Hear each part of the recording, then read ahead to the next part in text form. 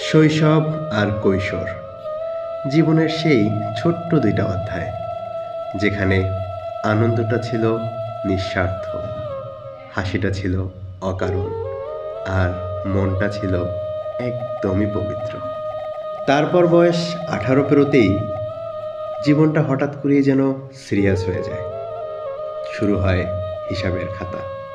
কে কে দিল, কে কতটা পাশে ছিল, কে কেবল দুঃখই দিল, আর কে না চাইতেই মনের খুব কাছে চলে এলো।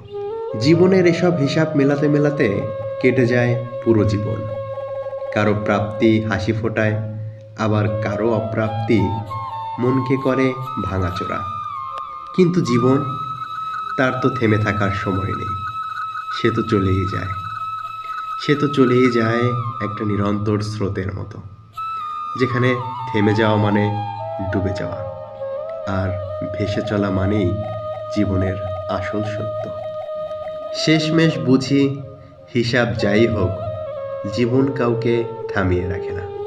শেখায় শুধু একটি কথা: চলার নামই জীবন, চলার নামই জীবন।